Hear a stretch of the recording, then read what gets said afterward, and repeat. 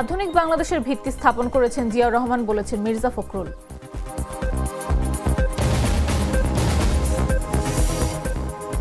জুলাই আন্দোলন গ্রাফিতির বিরোধিতাকারীরা কখনো ফিরে আসবে না, জানালেন স্বরাষ্ট্র উপদেষ্টা।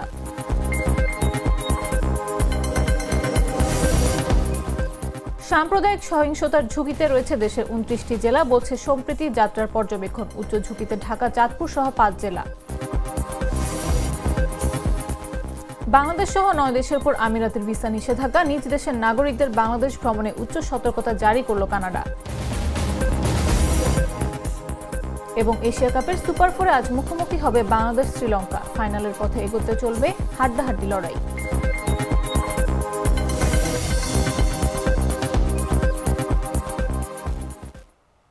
সন্ধ্যা 7টা নিউজে সবাইকে আমন্ত্রণ। সাথে আছে আমি নাফিস আব্দুল্লাহ। মশলা বদলে ফেলেছি, এবার আপনিও বদলে ফেলুন। একবার প্রাণ গুঁড়া মশলা ব্যবহার করেই দেখুন। বিএনপির মহাসচিব মির্জা ফখরুল ইসলাম আলমগীর বলেছেন, আজ যে গণতন্ত্রের কথা সবাই বলছে, সেই গণতন্ত্রের সূচনা করেছিলেন শহীদ রাষ্ট্রপতি জিয়াউর রহমান। আধুনিক বাংলাদেশের ভিত্তি স্থাপনও করেছেন তিনি। শনিবার দুপুরে কিশোরগঞ্জ শহরের পুরনো স্টেডিয়ামে জেলা বিএনপির ত্রিবার্ষিক সম্মেলনের উদ্বোধনী বক্তব্যে তিনি একথা বলেন। জাতীয় সঙ্গীত ও পতাকা উত্তোলনের মধ্য দিয়ে দীর্ঘ 9 বছর পর অনুষ্ঠিত এই সম্মেলন শুরু হয়। সকাল থেকে জেলার বিভিন্ন উপজেলা থেকে মিছিল নিয়ে নেতাকর্মীরা স্টেডিয়ামে সমবেত হন। কয়েক হাজার কর্মীর উপস্থিতিতে উৎসবমুখর পরিবেশে শুরু হয় সম্মেলন। সম্মেলনের প্রধান অতিথি হিসেবে ভার্চুয়ালি যুক্ত হওয়ার কথা রয়েছে বিএনপির ভারপ্রাপ্ত চেয়ারম্যান তারেক রহমানের।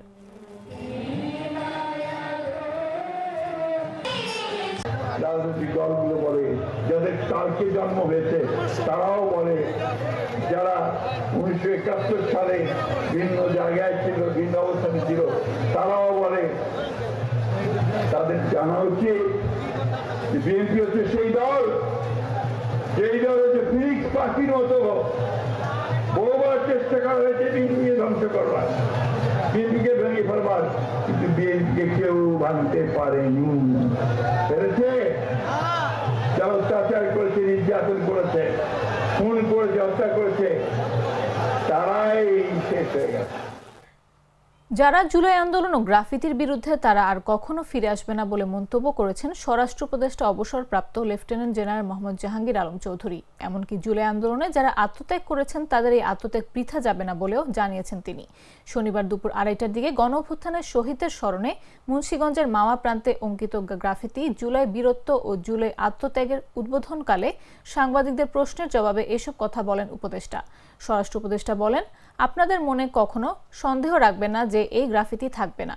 সামনে নির্বাচিত সরকার এলেও এই গ্রাফিতি না রাখার কারণ নেই। জুলাই গণঅভ্যুত্থানে শহীদদের স্মরণে মুন্সিগঞ্জের মাওয়া প্রান্তে অঙ্কিত গ্রাফিতির মাধ্যমে জুলাই আন্দোলনে ভূমিকা রাখা বীর যোদ্ধা ও শহীদ হওয়া বীরদের আত্মত্যাগ ফুটিয়ে তোলা হয়েছে। গ্রাফিতিতে জায়গা পেয়েছে জুলাই আন্দোলনের বীর যোদ্ধা রিকশা চালক মোহাম্মদ সুজন, নারী শিক্ষার্থীদের বীরত্ব, রংপুরের শহীদ আবু সাইদ ও গোলাম নাফিস। যারা গ্রাফিতির বিরুদ্ধে, তারা আর কোনোদিনও আসবে না, তারা আর কোনোদিনও আসবে না। এটা যদি আপনাকে ভিতরে কারো থাকে যে তারা আবার আসবে, তো এটা আপনাকে মাথা থেকে ঝেড়ে ফেলতে পারে। এরা আসবে না। তাদের যে আত্মত্যাগ, এটা কোনোদিনও বেচা যাবে না। নতুন নির্বাচিত সরকার রাখবে না কেন? না রাখার তো কোনো কারণই না। আপনার ভিতরে এই সন্দেহ যেন না থাকে কোনো সমাজে, এটা রাখবে না। মুরাল চত্বরে জুলাই বিপ্লবের বীরত্ব ও আত্মত্যাগের মূল উপজীব্য করে ঐতিহাসিক ঘটনাকে স্মরণীয় করে রাখার উদ্দেশ্যে মাননীয় উপদেষ্টা সড়ক ও পরিবহন ও সেতু মন্ত্রণালয়ের নির্দেশনায় এবং মাননীয় উপদেষ্টা সাংস্কৃতিক বিষয় মন্ত্রণালয়ের পরামর্শ অনুযায়ী সৌদি আরবে নির্ধারিত সময় অনুযায়ী হজযাত্রী নিবন্ধনের সময় বাকি আছে 1 মাসেরও কম। অথচ এখনো হজ প্যাকেজ ঘোষণা করতে পারেনি সরকার। প্যাকেজ ঘোষণা না হয় সাড়া নেই হজযাত্রী নিবন্ধনে।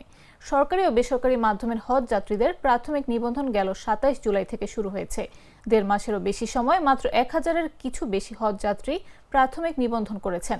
ধর্ম মন্ত্রণালয়ের সংশ্লিষ্ট কর্মকর্তারা জানিয়েছেন, মূলত বিমান ছাড়া নির্ধারিত না হওয়ায় হজ প্যাকেজ ঘোষণা করা যাচ্ছে না।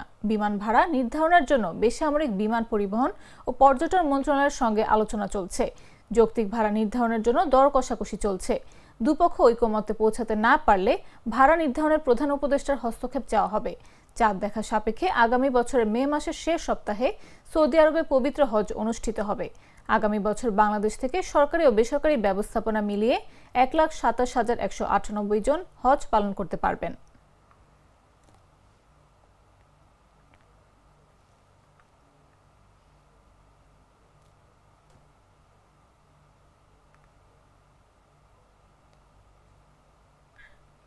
সাম্প্রদায়িক সহিংসতার ঝুঁকিতে রয়েছে দেশের 29টি জেলা, যার মধ্যে ঢাকা, চাঁদপুর, নোয়াখালী, রংপুর ও যশোর সবচেয়ে বেশি ঝুঁকিপূর্ণ। এই তথ্য জানিয়েছে সম্প্রীতি যাত্রা নামের একটি নাগরিক সংগঠন। শনিবার ঢাকা রিপোর্টার্স ইউনিটিতে আয়োজিত সংবাদ সম্মেলনে এই তথ্য তুলে ধরা হয়। সংগঠনটি জানায়, গেল 10 বছরে দেশের বিভিন্ন অঞ্চলে পূজা মণ্ডপ, শোভাযাত্রা রুট এবং সংখ্যালঘুদের বাড়িঘরে যেসব হামলার ঘটনা ঘটেছে সেগুলো বিশ্লেষণ করে মোট 29 জেলাকে ঝুঁকিপ্রবণ হিসেবে চিহ্নিত করা হয়েছে। মন্দির, মাজার, আখড়া ও প্রান্তিক জনগোষ্ঠীর নিরাপত্তা শুধুমাত্র নৈতিক দায়িত্ব নয়, এটি রাষ্ট্রের সংবিধান অনুযায়ী আইনগত বাধ্যবাধকতা। আমরা বিশ্বাস করি সরকার, আইন শৃঙ্খলা বাহিনী, ধর্মীয় নেতা ও নাগরিক সমাজ একসাথে কাজ করলে বাংলাদেশের সম্প্রীতির ঐতিহ্য পুনঃপ্রতিষ্ঠা করা সম্ভব। আমরা সরকারের প্রতি আহ্বান জানাই, এই প্রস্তাবগুলোকে জাতীয় কর্মপরিকল্পনার অংশ হিসেবে অবিলম্বে বাস্তবায়ন করুন, যাতে ধর্মীয় ও সাংস্কৃতিক বৈচিত্র্যের প্রতি আস্থা ও নিরাপত্তা পুনঃপ্রতিষ্ঠিত হয়।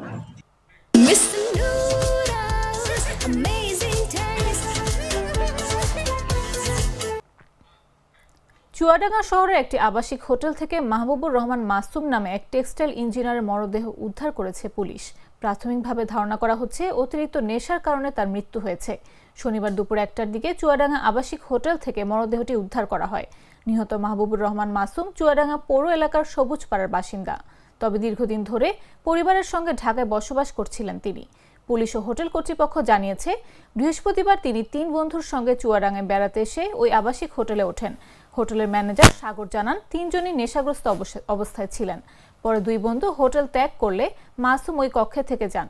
চুয়াডাঙ্গা সদর থানার ভারপ্রাপ্ত কর্মকর্তা খালিদুর রহমান বলেন, প্রাথমিক তদন্তে মরদেহে কোনো আঘাতের চিহ্ন পাওয়া যায়নি। আইনগত বিষয়টি প্রক্রিয়াধীন। ময়নাতদন্তের পর মৃত্যুর প্রকৃত কারণ নিশ্চিত করা হবে।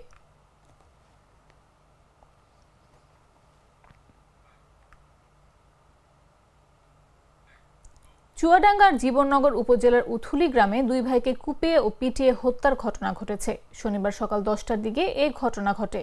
নিহতরা হলেন উথুলি গ্রামের মাঝের পাড়ার মৃত খোদাবক্স মণ্ডলের 2 ছেলে আনোয়ার ও হামজা।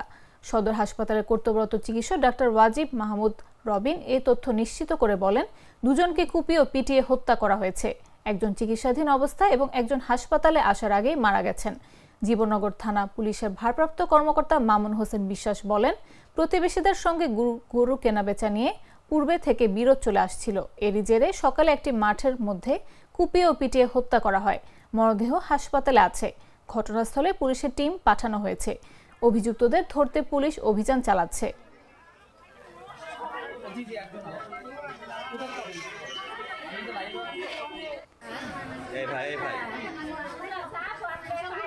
প্রাণ কফি ক্যান্টিন, কররা কফি, কঠিন স্বাদে। হাইকে বলো বাই। জানাবো আন্তর্জাতিক সংবাদ।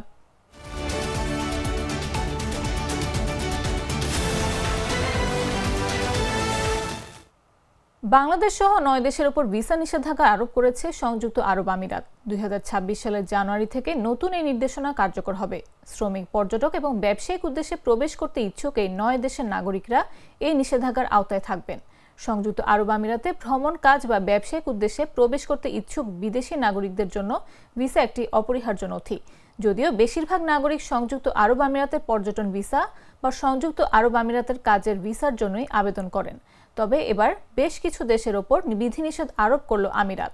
এই বিধিনিষেধের অর্থ হলো, পরবর্তী নির্দেশ না দেওয়া পর্যন্ত এই দেশগুলোর নাগরিকরা শ্রমিক, পর্যটক এবং ব্যবসায়িক উদ্দেশ্যে সংযুক্ত আরব আমিরাতের ভিসার জন্য আবেদন করতে পারবেন না। তবে এই বিষয়ে আরব আমিরাত সরকার আনুষ্ঠানিকভাবে বিস্তারিত কারণ জানায়নি।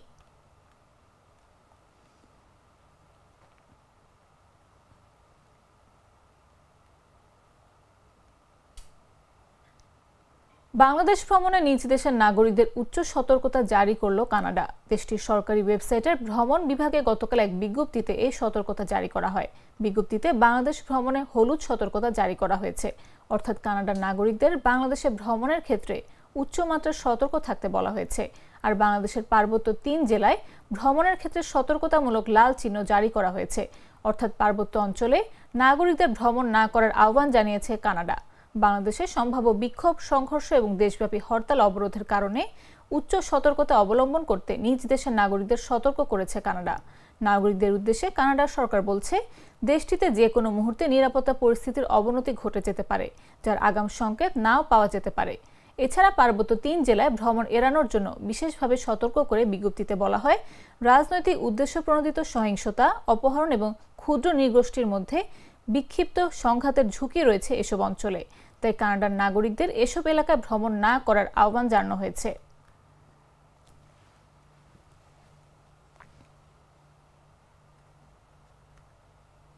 সংবাদ শেষ করব খেলার খবর জানিয়ে।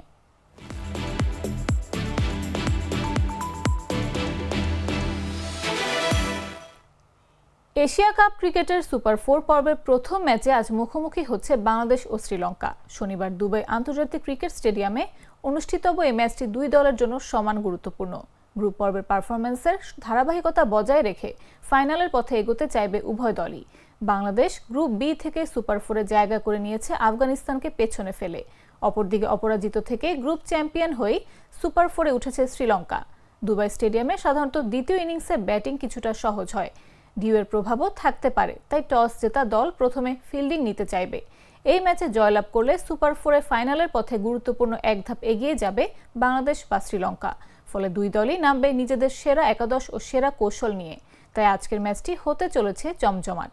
ক্রিকেট প্রেমীদের চোখ থাকবে দুই দলের তরুণ ও অভিজ্ঞদের পারফরম্যান্সের দিকে।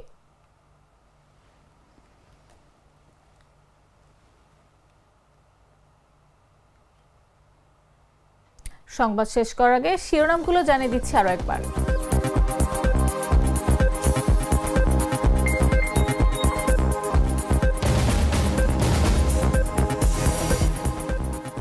আধুনিক বাংলাদেশের ভিত্তি স্থাপন করেছেন জিয়াউর রহমান, বলেছেন মির্জা ফখরুল।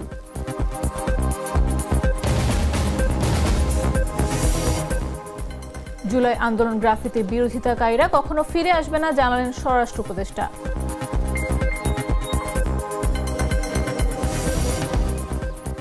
সাম্প্রদায়িক সহিংসতার ঝুঁকিতে রয়েছে দেশের 29টি জেলা, বলছে সম্প্রীতি যাত্রার পর্যবেক্ষণ। উচ্চ ঝুঁকিতে ঢাকা, চাঁদপুর সহ 5 জেলা। বাংলাদেশ সহ 9 দেশের উপর আমিরাতের ভিসা নিষেধাজ্ঞা, নিজ দেশের নাগরিকদের বাংলাদেশ ভ্রমণে উচ্চ সতর্কতা জারি করল কানাডা। এবং এশিয়া কাপের সুপার 4-এ আজ মুখোমুখি হবে বাংলাদেশ শ্রীলঙ্কা। ফাইনালের পথে এগোতে চলবে হাড্ডাহাড্ডি লড়াই।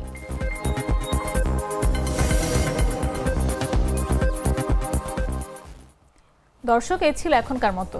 প্রতি মুহূর্তের সর্বশেষ খবর পেতে ভিজিট করুন jagonews24.com, ফলো করুন আমাদের ভেরিফাইড ফেসবুক পেজ এবং সাবস্ক্রাইব করুন জাগো নিউজের ইউটিউব চ্যানেল। এতক্ষণ সাথে থাকার জন্য ধন্যবাদ সবাইকে।